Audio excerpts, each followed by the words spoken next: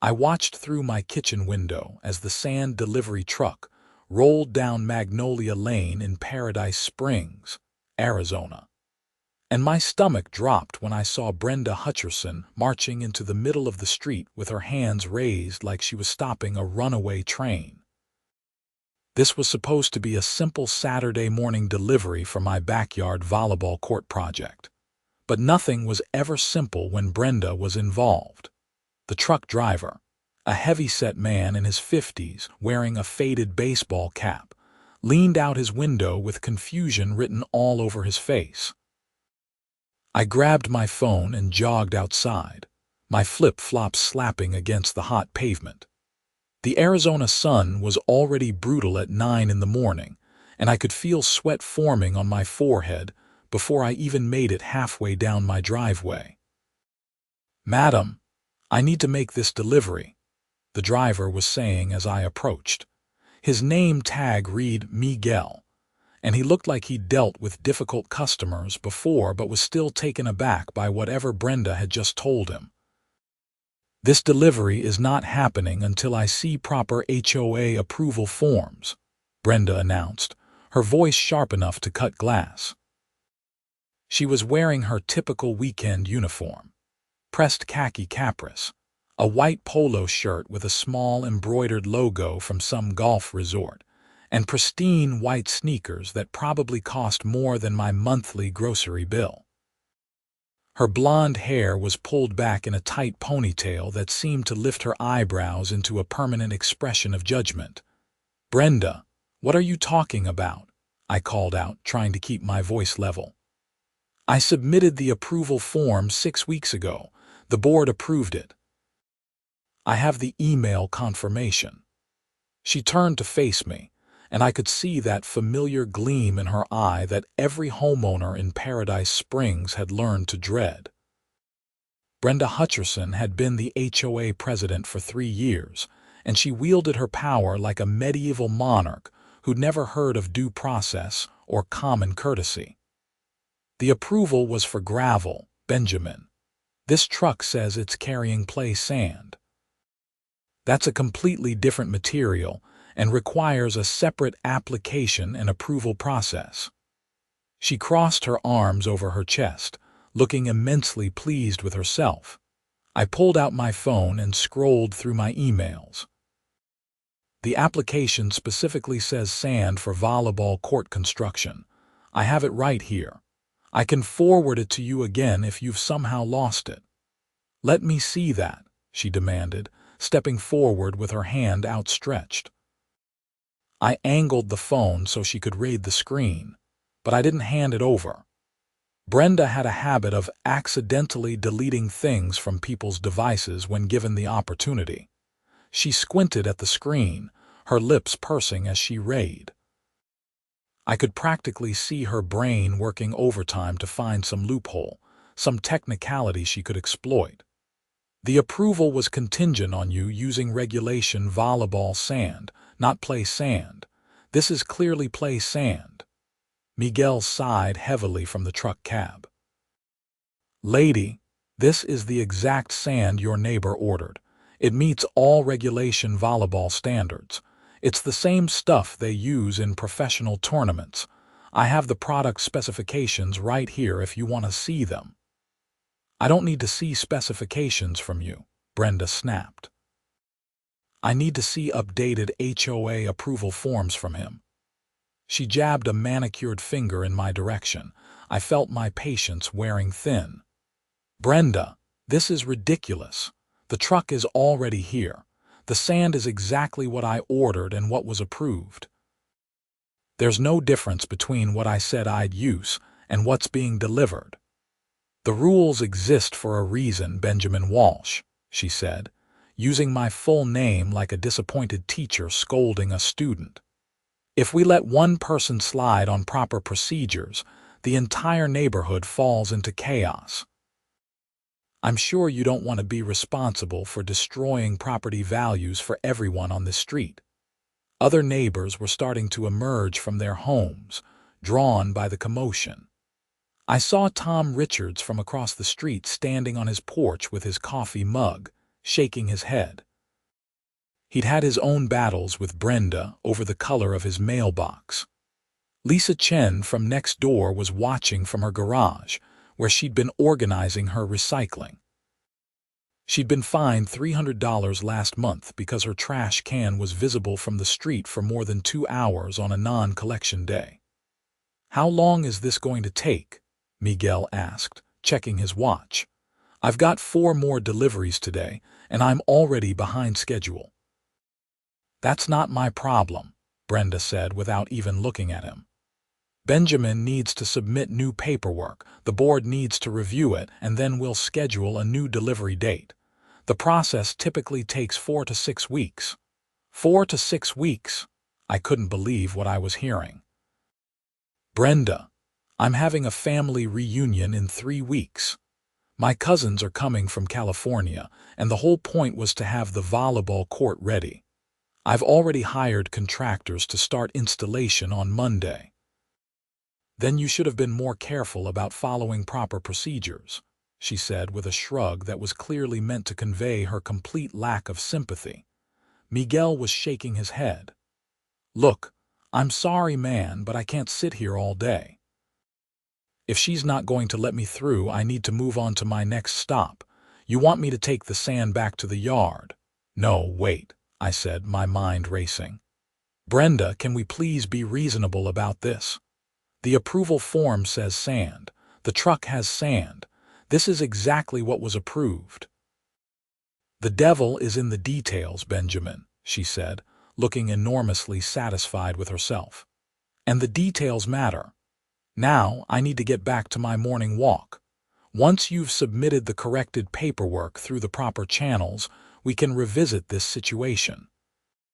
She turned on her heel and started walking back toward her house, which sat at the corner of Magnolia Lane and Primrose Drive. I watched in stunned silence as she strutted away, her white sneakers gleaming in the sunlight. "I'm really sorry, buddy," Miguel said from the truck. "I've been doing this job for 15 years, and I've seen some crazy HOA situations, but this one takes the cake. You want me to wait 15 minutes? Maybe you can figure something out." "Yeah, please," I said, already dialing the HOA board secretary's number. "Just give me a few minutes." I watched Brenda walking back toward her house, and that's when it happened. The first slip. Brenda's pristine white sneaker hit a patch of morning dew on the grass beside the sidewalk, and her foot shot out from under her like she'd stepped on a banana peel in a cartoon. Her arms windmilled frantically as she tried to catch her balance, and she managed to stay upright, but just barely. She stumbled forward 3 steps, her face flushed with embarrassment as she realized several neighbors had witnessed her near fall. Tom Richards made a sound that might have been a cough but was definitely a suppressed laugh. Brenda straightened up, smoothed down her polo shirt, and continued walking with her chin held high, pretending nothing had happened. She made it about 20 feet before the second slip occurred. This time, she'd stepped onto someone's lawn where they'd been watering early in the morning, and the grass was slick with water and soap residue from car washing. Her foot slipped backward, and she went down on one knee with an audible grunt. Her white pants now had a grass stain, and her face was turning an impressive shade of red that had nothing to do with the Arizona heat. "You okay there, Brenda?" Tom called out, no longer bothering to hide his amusement. "I'm fine," she snapped, pulling herself to her feet. She was limping slightly now, probably from the impact of hitting the ground. "Someone needs to file a complaint about improper lawn watering schedules." Lisa Chen caught my eye and rolled her eyes.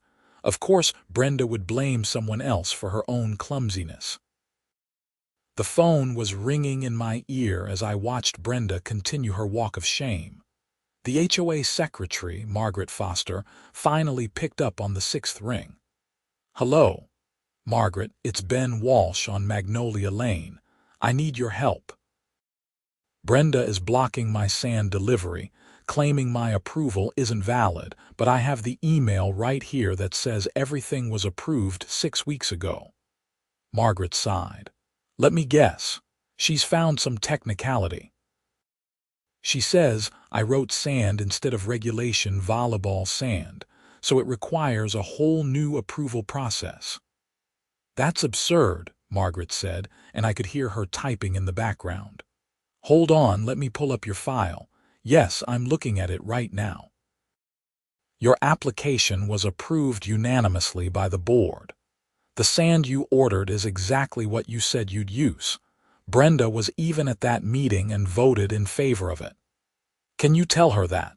I can try, but you know how Brenda gets when she thinks she's caught someone in a violation. Let me call her right now. Keep the truck there if you can. I hung up and turned back to Miguel. The secretary is calling her now. Hopefully this gets resolved in the next few minutes. Sure thing, Miguel said, pulling out his own phone. I'll let my dispatcher know I'm delayed. I watched Brenda reach her mailbox at the end of her driveway.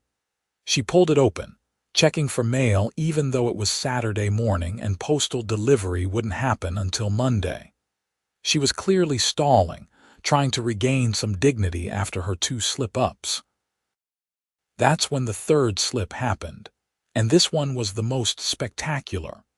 Brenda stepped backward away from the mailbox, apparently not noticing the newspaper that had been delivered earlier and was lying on the driveway.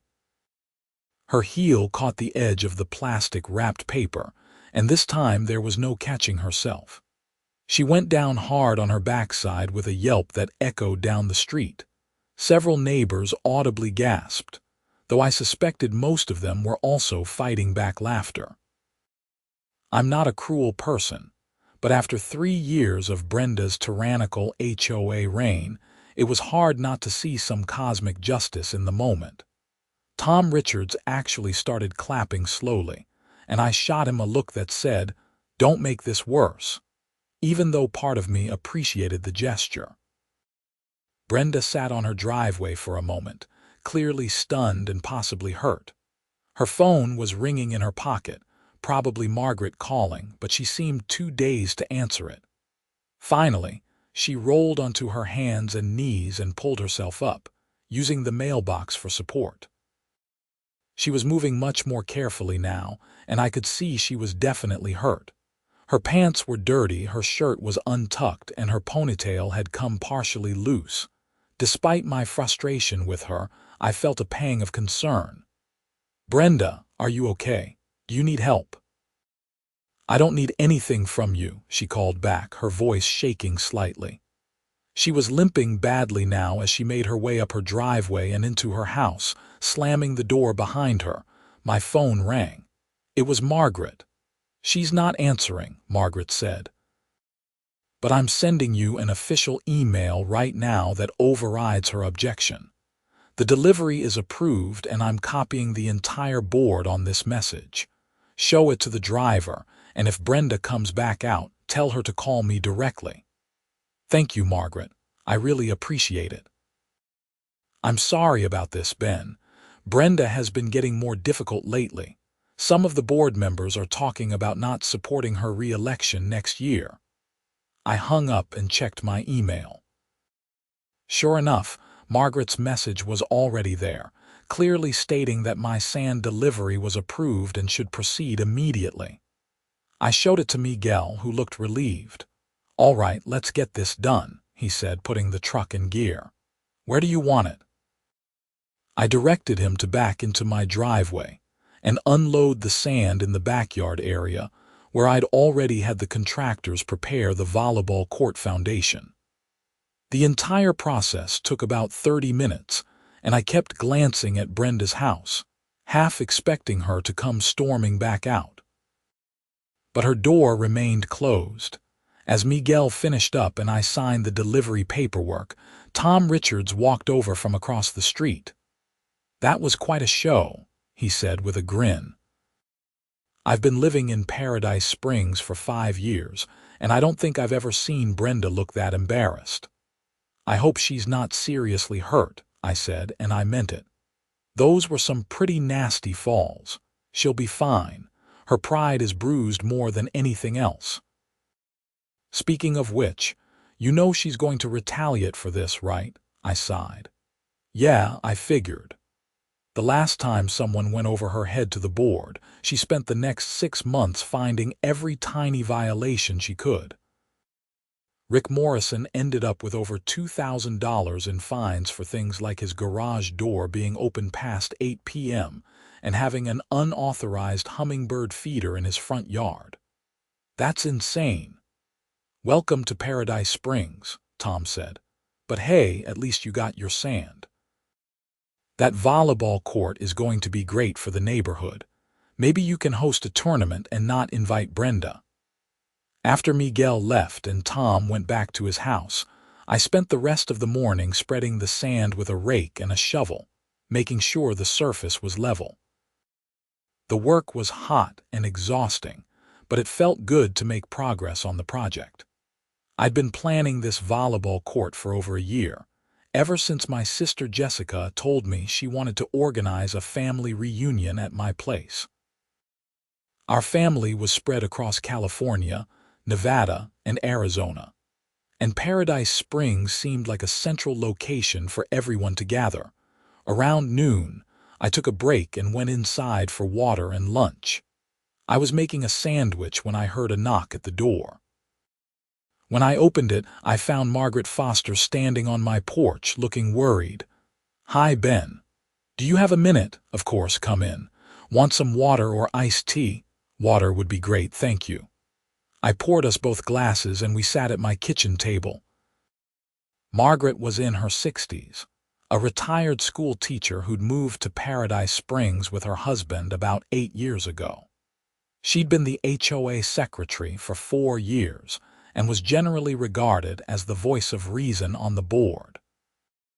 I wanted to give you a heads up, she said, taking a sip of water. Brenda called me about an hour ago.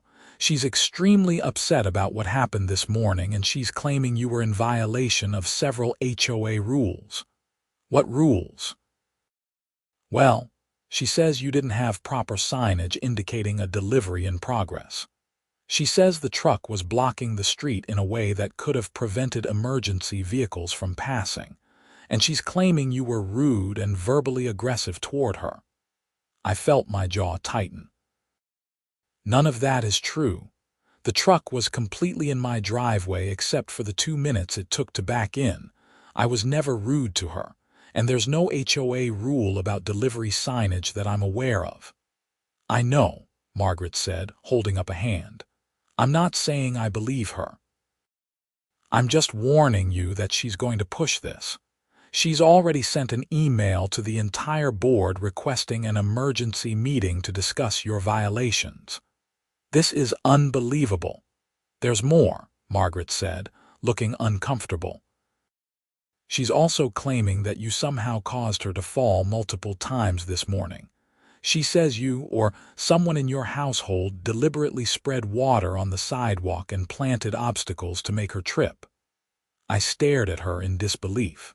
Margaret, you can't be serious. I was standing in my driveway the entire time. At least 5 other neighbors saw what happened. She just slipped because she wasn't watching where she was going. I believe you, Ben. But Brenda is talking about filing a personal injury claim against you. She says she's been injured and may need medical treatment. For falling on wet grass, she's claiming back injuries, possible concussion, emotional distress. Margaret shook her head. Look, I've dealt with Brenda long enough to know that she escalates everything. The best thing you can do is document everything that happened this morning. Get statements from the neighbors who witnessed it. Save all your emails and messages. If she does try to file a claim or bring charges of some kind, you'll need evidence. I spent the rest of Saturday afternoon doing exactly what Margaret suggested. I went door to door talking to neighbors who'd witnessed the morning's events. Tom Richards was happy to write a detailed statement describing how Brenda had blocked the delivery truck and then slipped 3 times due to her own carelessness. Lisa Chen provided a similar account. Even old Mr. Patterson from down the street, who usually tried to stay out of HOA drama, agreed to write down what he'd seen. By Sunday evening, I had written statements from 6 different neighbors, plus the delivery confirmation from Miguel's company that showed the delivery had been completed without incident. I scanned everything and saved it to my cloud storage, then printed copies for my records. Monday morning, I was up early to meet the contractors who were going to install the volleyball net system and add the finishing touches to the court. Dave and Roberto from Desert Sports Installations arrived at 7:30, and we spent a few minutes reviewing the plans. "This is going to look great," Dave said, examining the sand I'd spread. "You did a good job leveling it. We should have this done by end of day tomorrow." They were unloading their equipment when I saw Brenda emerge from her house. She was walking with a noticeable limp and wearing what looked like a neck brace. As she made her way down her driveway to check her mailbox, she kept glancing in my direction. "That's the HOA president?" Roberto asked, following my gaze. "Unfortunately, she looks mad about something." "She's mad about everything," I said. Brenda made a show of wincing as she reached for her mailbox, moving like every motion caused her terrible pain. It was quite a performance, especially considering I'd seen her walking normally when she'd first stepped outside, before she noticed I was watching. My phone buzzed with an email notification. It was from Brenda, sent to me and the entire HOA board. "To all Paradise Springs Homeowners Association Board members, I am writing to formally document the dangerous and hostile situation that occurred on Saturday morning, which resulted in injuries to my person and continued violations of community standards." At approximately 9 a.m. on Saturday, I was performing my duties as HOA president by conducting a routine neighborhood inspection when I discovered Benjamin Walsh was receiving an unauthorized delivery. When I attempted to enforce community regulations, Mr. Walsh became verbally aggressive and threatened me in front of multiple witnesses. Furthermore, I have reason to believe that Mr. Walsh or someone acting on his behalf deliberately created hazardous conditions on neighborhood walkways, resulting in my suffering multiple serious falls. I have been diagnosed with soft tissue damage to my back, a possible sprain in my right ankle, and whiplash. I am considering filing a police report for reckless endangerment and assault. Additionally, Mr. Walsh has been operating without proper permits and approvals, and I am requesting the board take immediate action to fine him and require removal of all unauthorized construction materials. I am requesting an emergency board meeting to address these serious violations and discuss Mr. Walsh's continued membership in this community. Respectfully, Brenda Hutcherson, HOA President.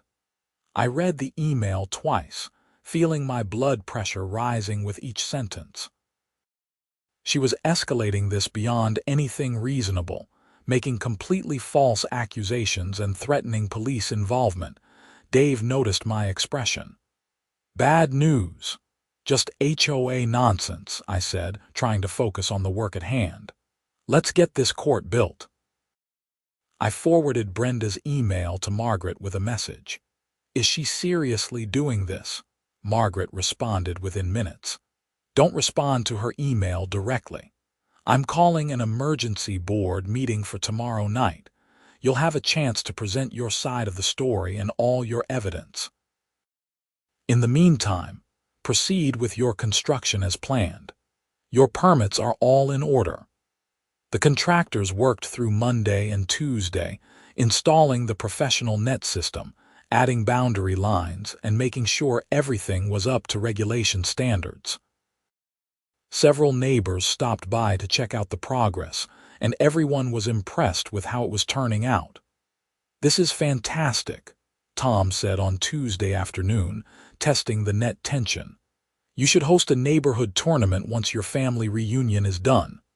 That's not a bad idea, I said. Though I'm not sure Brenda would appreciate it. Brenda doesn't appreciate anything that doesn't involve her feeling superior to everyone else, Lisa Chen said. She'd brought over lemonade for the contractors, who were grateful for the cold drinks in the Arizona heat. Have you seen her limping around with that neck brace? She's really playing up those injuries. I heard she went to the emergency room on Sunday, Tom added. My wife saw her at Desert Valley Medical Center. Apparently, she was demanding X-rays and MRIs for her terrible injuries from the falls. Did they find anything wrong? I asked. Not according to the hospital staff. They told her she had some minor bruising and to take ibuprofen, but she's acting like she's been hit by a car. The emergency board meeting was scheduled for Tuesday night at 7 p.m. in the Paradise Springs Community Center, a small building near the neighborhood entrance that was used for HOA meetings and occasional community events. I arrived 15 minutes early with a folder full of documentation, including the statements from neighbors, my original approval paperwork, and a timeline of everything that had happened. Margaret was already there, setting up chairs. Big crowd tonight, she said. Word got around about the drama and a lot of homeowners want to see how this plays out. Great, I muttered. Public humiliation. Don't think of it that way. Most people are on your side. They're tired of Brenda's behavior. The board consisted of 5 members. Brenda as president, Margaret as secretary, Paul Chen as treasurer, Deanne Morrison as member-at-large, and Frank Rodriguez as vice president. They all arrived and took their seats at a table at the front of the room. Brenda was the last to arrive, making a dramatic entrance with her neck brace and an exaggerated limp. She was carrying a cane, which I was pretty sure she didn't actually need.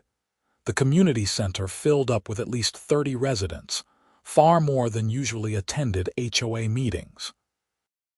Tom and Lisa were there, along with most of the neighbors who'd witnessed Saturday's events.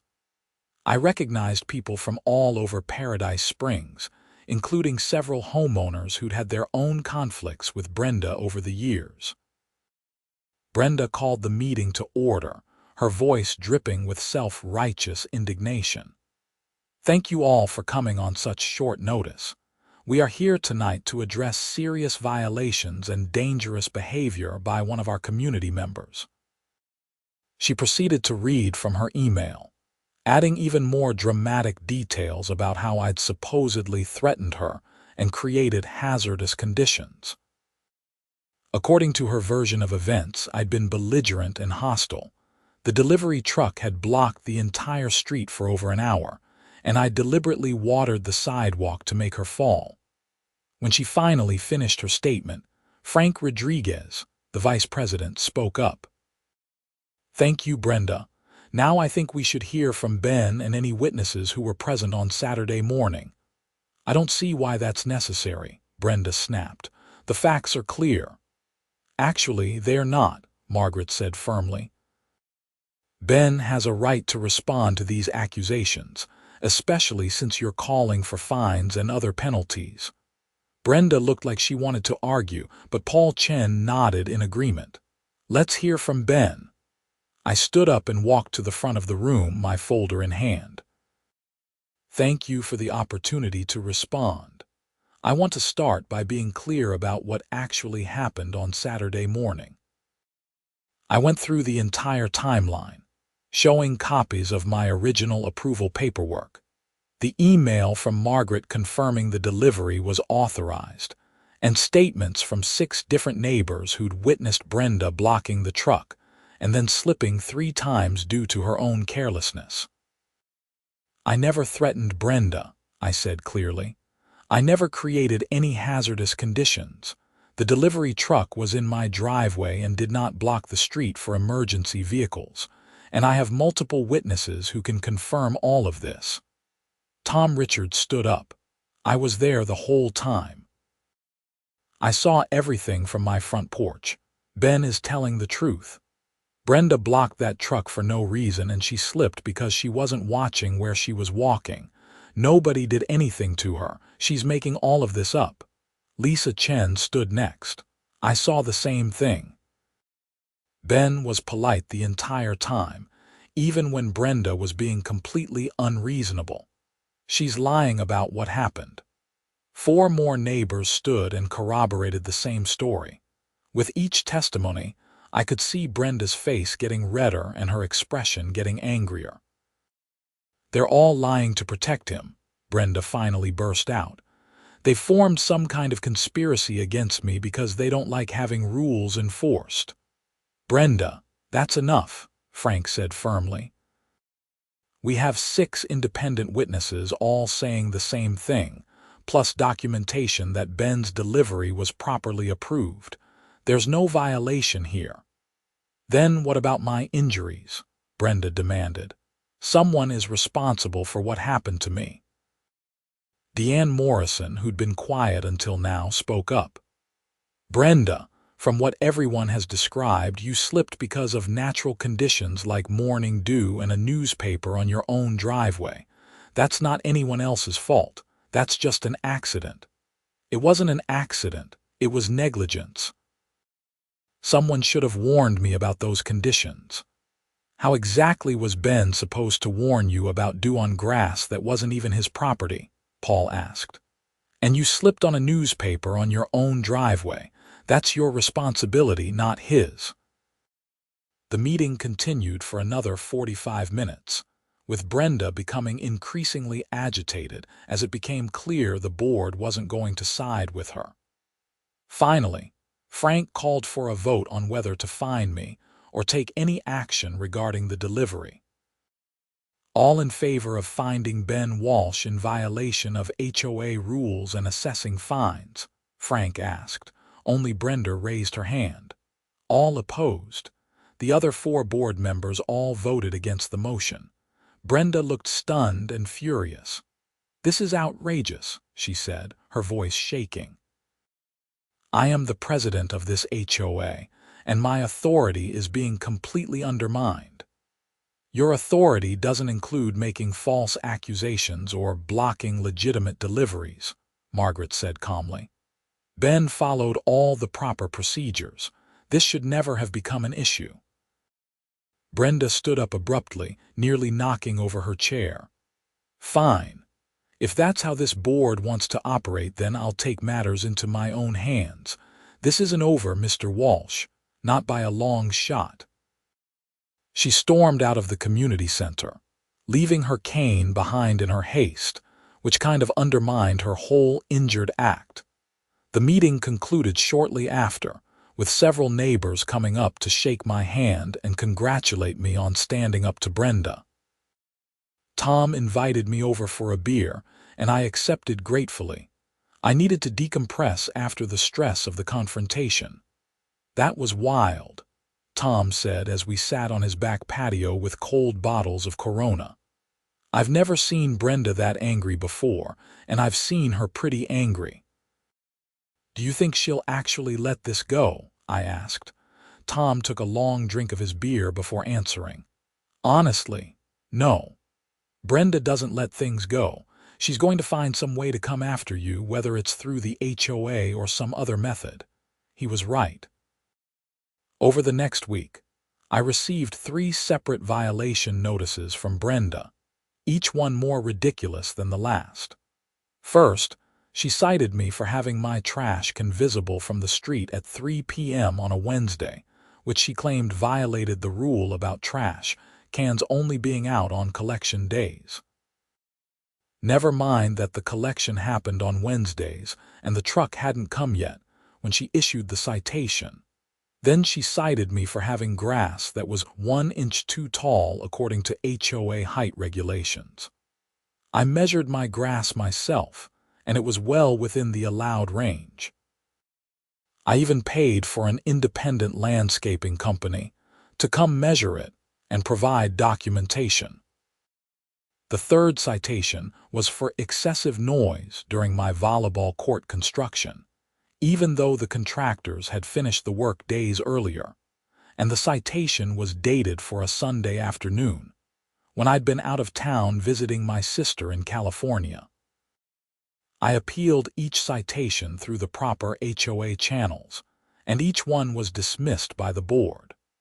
Margaret sent me a private email saying that the other board members were becoming increasingly concerned about Brenda's behavior and were discussing options for addressing it. Meanwhile, my volleyball court was finished and looked incredible. I spent several evenings after work practicing serves and inviting neighbors over to try it out. It quickly became a neighborhood gathering spot, with families stopping by to play pickup games and kids begging their parents for just 5 more minutes before dinner. The family reunion was scheduled for the last weekend in June. My sister Jessica was flying in from San Diego with her husband Tyler and their 2 kids. My cousin Marcus was driving up from Phoenix with his family. My Uncle Robert and Aunt Caroline were coming from Las Vegas. In total, we'd have about 25 family members descending on Paradise Springs for a long weekend of volleyball, barbecuing, and catching up. The Thursday before the reunion, I spent the day grocery shopping and preparing the house. I was loading bags from my car when Brenda appeared at the end of my driveway. "We need to talk," she said without preamble. She was no longer wearing the neck brace, though she was still walking with a slight limp that I suspected was mostly for show. "About what, Brenda?" "I've been reviewing the HOA regulations regarding large gatherings, and I wanted to make you aware that you'll need to submit an event permit if you're planning to have more than 10 guests at your property." I set down my grocery bags. "That's not a real rule, Brenda. I've read the HOA regulations cover to cover. There's nothing about event permits for private gatherings on private property." "Section 7, subsection C, paragraph 4, she said smugly.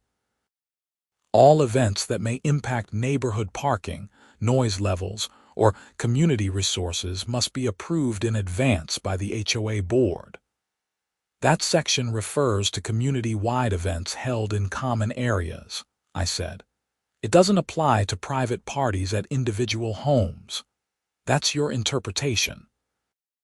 "Mine is different, and as HOA president, my interpretation carries significant weight."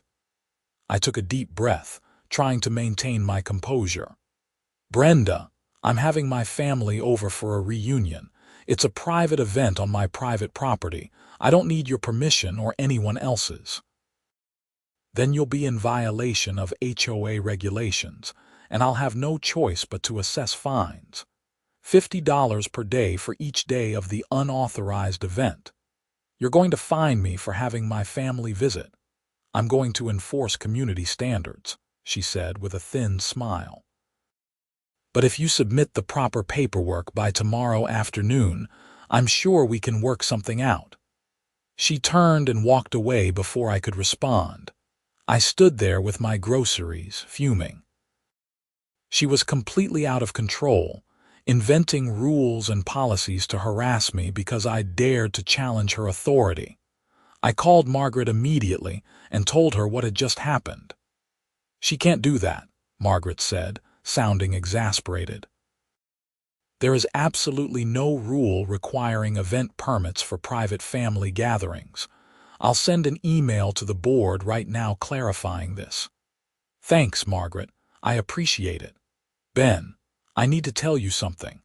The board is meeting next week to discuss removing Brenda as president.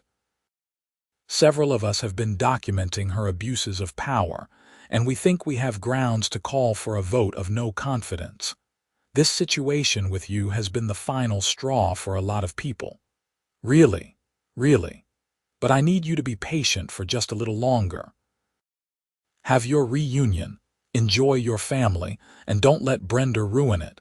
She's going to make noise, but she can't actually do anything. The rest of the board has your back." The family started arriving on Friday afternoon. Jessica and her family were first, pulling up in a rented SUV loaded with luggage and beach toys. My niece Sophia and nephew Mason immediately spotted the volleyball court and started begging to play. "Uncle Ben, this is so cool," Sophia squealed, running over to examine the net. "Can we play right now?" "Let your parents get settled first," I said, laughing. "We'll have plenty of time for volleyball this weekend." More family members arrived throughout the evening, and by dinner time, my house was filled with the comfortable chaos of people catching up, kids running around, and the smell of burgers and hot dogs on the grill. It was exactly what I'd hoped for when I planned this reunion. Saturday morning dawned bright and clear, perfect weather for volleyball. We spent the morning playing team games with rotating players to keep things fair. My Uncle Robert turned out to be surprisingly competitive, diving for balls and trash-talking his opponents. Aunt Caroline kept score meticulously, settling disputes with the authority of a professional referee.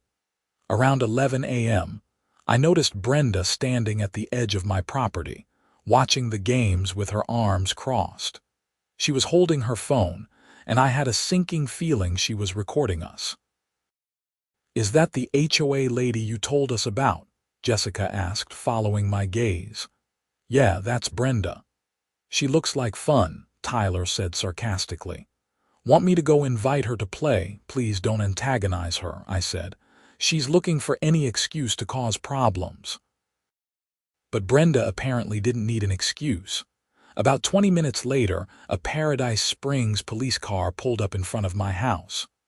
Officer Daniel Ramirez stepped out, looking uncomfortable as Brenda rushed over to speak with him. I walked over to meet them. "Officer Ramirez, is there a problem?" "I received a complaint about a noise disturbance," he said, glancing at Brenda. "But honestly, I don't hear anything that would constitute a violation. You're well within your rights to have people over and play in your yard during daytime hours." "There's also the matter of illegal parking," Brenda interjected. "Several of his guests have parked on the street in violation of HOA regulations." Officer Ramirez looked at the street, where 3 cars were parked legally at the curb, well within the marked parking spaces. "Madam, those vehicles are parked legally on a public street. HOA regulations don't supersede city parking laws. But our HOA rules specifically state, Madam, with all due respect, HOA rules can't prohibit legal parking on public streets. If you have an issue with your community regulations, that's between you and your homeowners, but there's no violation of any city ordinance here." Brenda's face was turning red. "What about the noise? You can clearly hear them shouting and carrying on." "It's 11:30 on a Saturday morning," Officer Ramirez said patiently. "People are allowed to make reasonable noise during daytime hours. I don't hear anything excessive." "This is ridiculous," Brenda snapped. "What good are police if they won't enforce basic community standards?" "We enforce laws, madam, not HOA rules. If you'll excuse me, I have actual calls to respond to." Officer Ramirez turned to me. "Sorry to interrupt your party, Mr. Walsh. You folks have a good day." "Thank you, officer."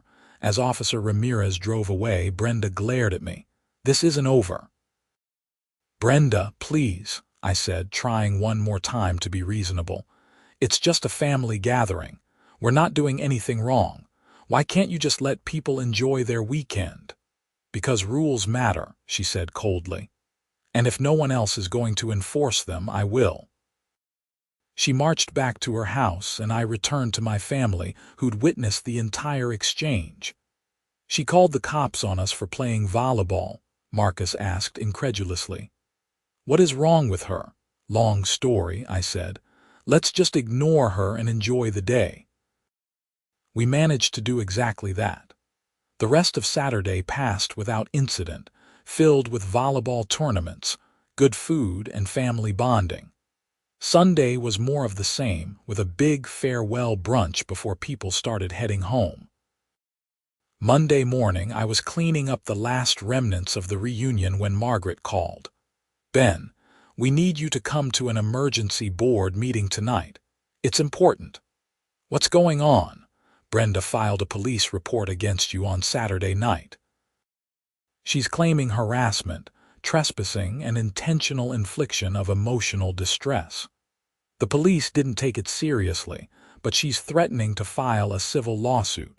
The board needs to address this before it gets even more out of hand." I felt my stomach drop. She filed a police report. For what? For having your family reunion, apparently. She's claiming you deliberately held a loud party to harass her and cause her emotional distress after her injuries. She's also claiming that your guests trespassed on her property and damaged her lawn. That's completely insane. None of my family went anywhere near her property. I know. But the board needs to meet and address this formally. Can you be at the community center at 7? I agreed and spent the rest of the day feeling anxious. This had gone far beyond normal HOA petness. Brenda was making false accusations to law enforcement and threatening legal action. I wondered if I should consult with a lawyer myself. That evening's board meeting had an even bigger turnout than the previous one. Word had spread through the neighborhood about Brenda's latest actions, and people were angry. I arrived to find at least 40 residents packed into the community center, many holding signs that said things like "Remove Brenda" and "Stop HOA abuse." Brenda looked shocked when she saw the crowd. For the first time since I'd met her, she actually looked nervous. Frank Rodriguez called the meeting to order. "We're here tonight to address ongoing issues with HOA management and accusations made by our current president, Brenda Hutcherson. Before we begin, I want to make clear that this board has reviewed all relevant evidence and consulted with our HOA attorney." Brenda sat up straighter. "You consulted with an attorney without informing me." "We consulted with the HOA's attorney regarding potential liability issues," Margaret said. "The attorney represents the association, not you personally, Brenda," Frank continued. "We're here tonight because Brenda has made serious accusations against Ben Walsh, including filing a false police report. We've reviewed security camera footage from multiple neighbors' homes, and we can definitively say that none of Ben's guests trespassed on any property or caused any damage. The noise complaint was investigated by police and found to be without merit. Those cameras were installed without HOA approval," Brenda protested. "That footage is invalid. Actually, homeowners are allowed to install security cameras on their own property without approval," Paul Chen said. "And regardless, we also have statements from multiple witnesses." Deanne Morrison spoke up. "Brenda, I've been on this board for 6 years, and I've never seen anyone abuse their position the way you have over the past few months. You've filed frivolous violations, made false accusations, attempted to block legitimate property improvements, and now you've filed a false police report. This is completely unacceptable." "How dare you?" Brenda said, her voice rising. "I have done nothing but try to maintain the standards of this community. If you're all too weak to enforce the rules, that's not my fault. The rules are meant to maintain property values and community standards," Frank said. "They're not meant to be weapons for personal vendettas." "You've crossed a line, Brenda. I move that we hold a vote of no confidence in Brenda Hutcherson as HOA president," Margaret said formally.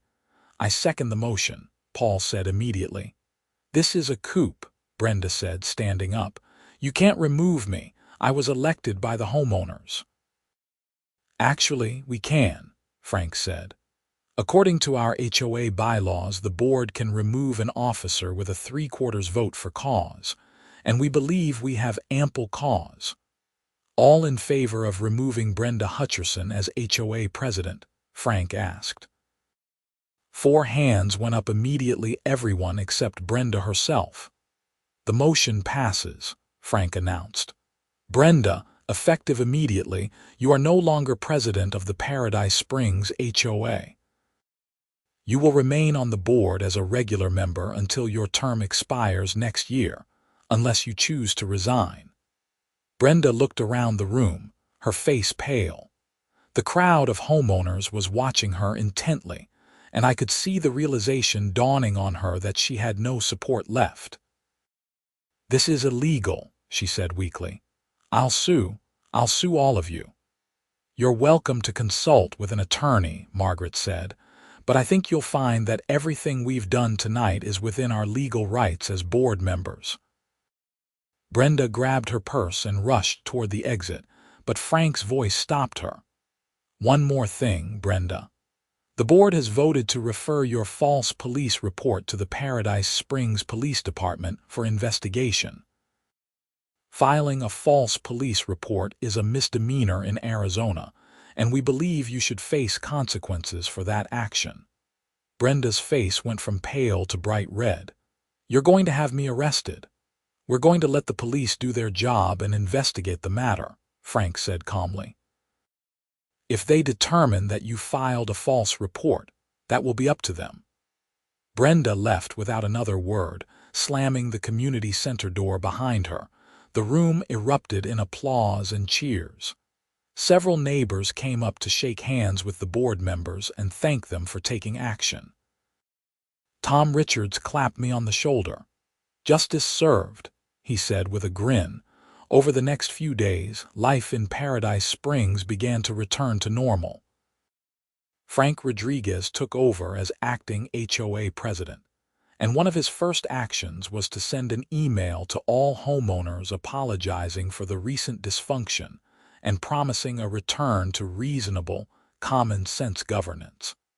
I didn't see Brenda for several days after the board meeting. Her house remained quiet, with curtains drawn and no sign of activity. Some neighbors speculated that she'd left town out of embarrassment. Then, on Thursday afternoon, I saw a police car pull up in front of Brenda's house. Officers Ramirez and another officer I didn't recognize approached her door. They knocked, and after a long wait, Brenda answered. I couldn't hear what was said, but I saw her face go through a range of emotions: shock, anger, fear.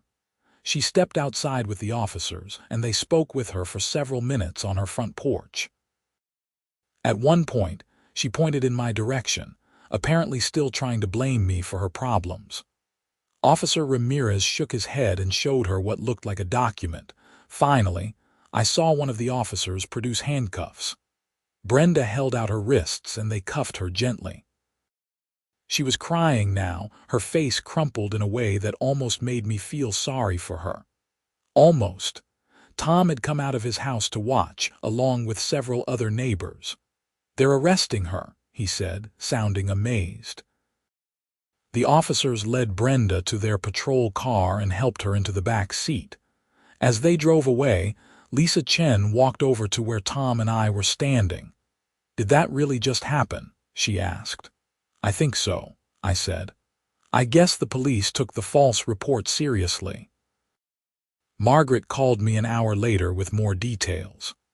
The police charged Brenda with filing a false report and with harassment.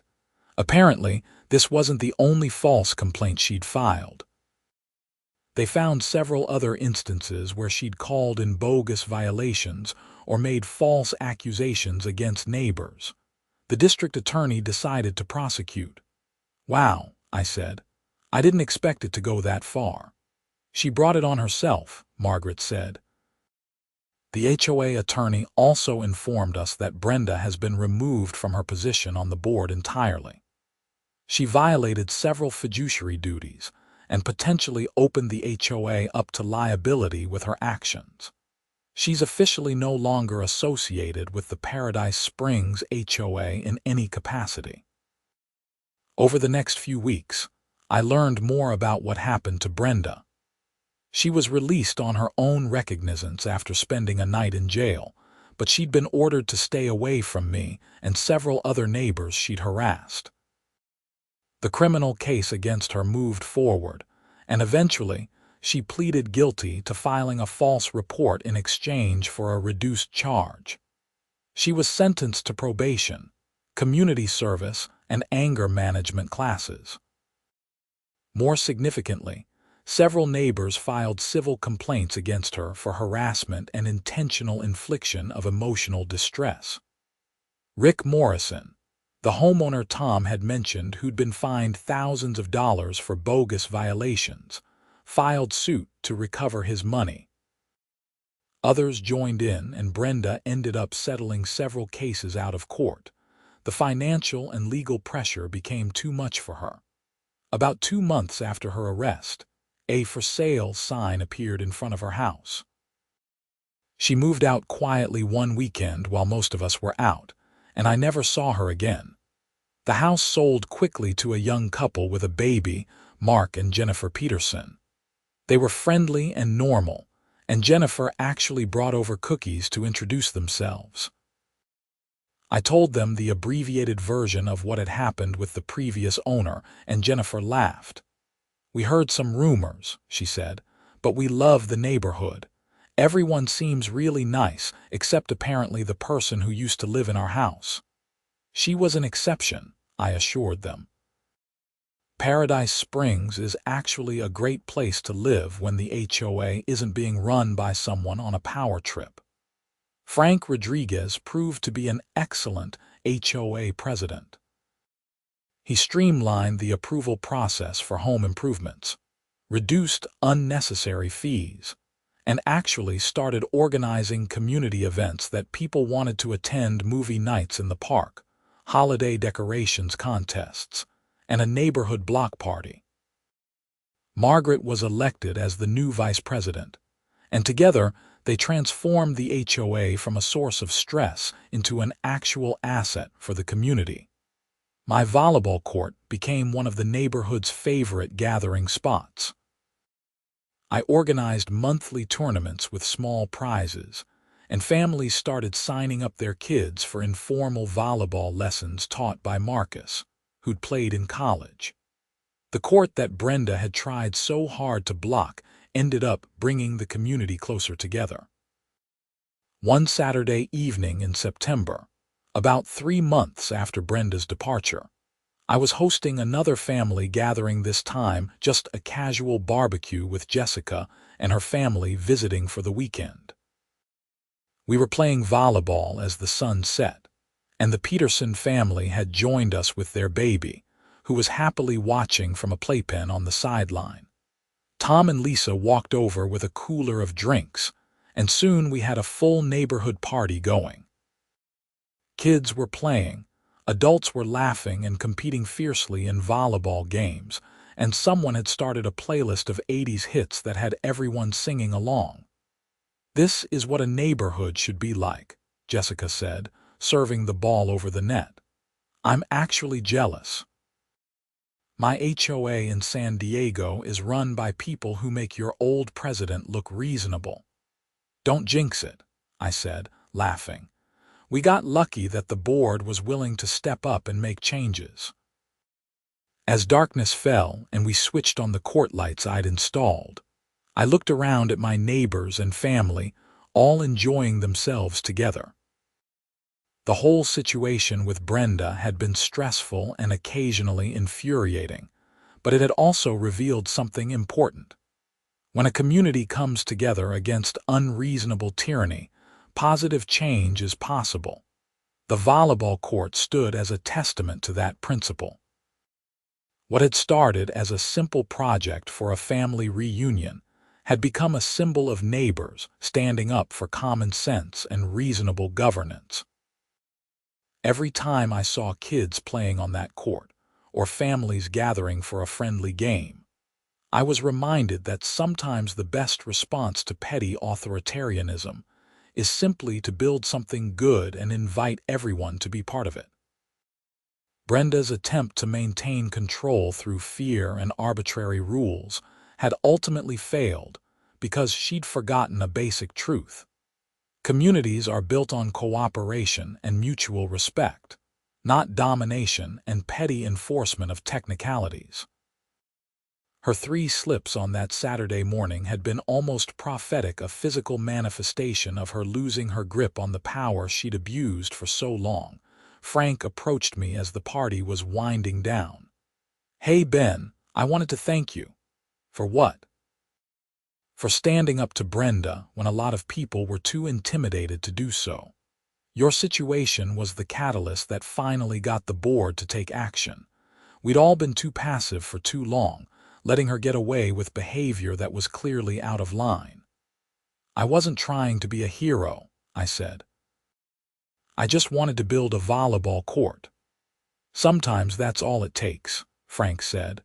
"One person refusing to back down from unreasonable demands.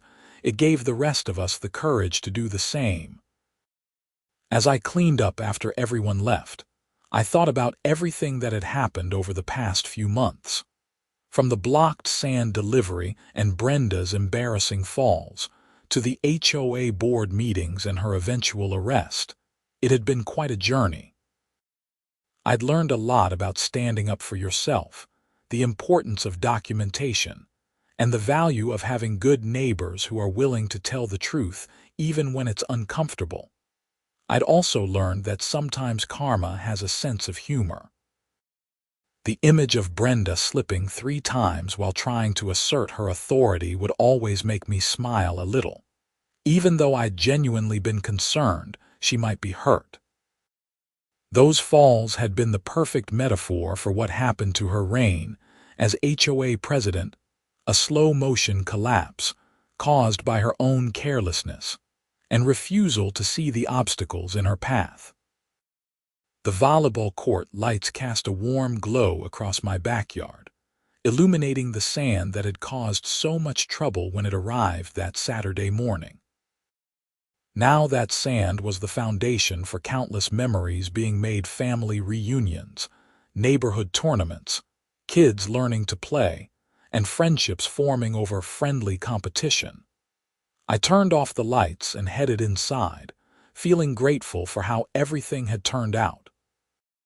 Paradise Springs had lived up to its name once again, and I had a feeling that the years ahead would be filled with exactly the kind of peaceful, friendly community life that neighborhoods like this were supposed to provide.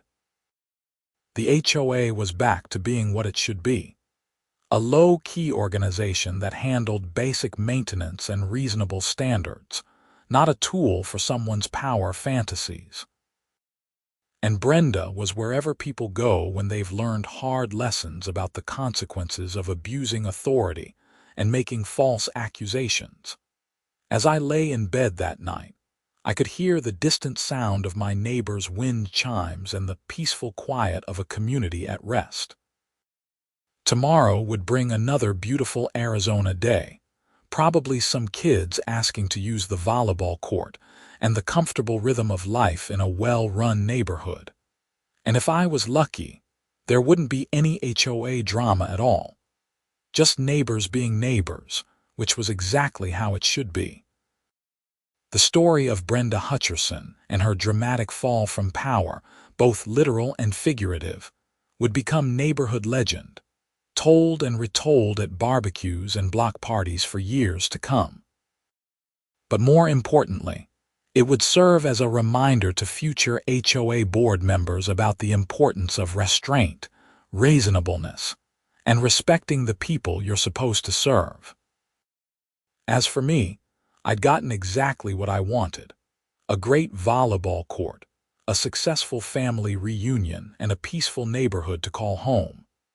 And I'd learned that sometimes standing up for something as simple as a sand delivery could lead to positive change for an entire community.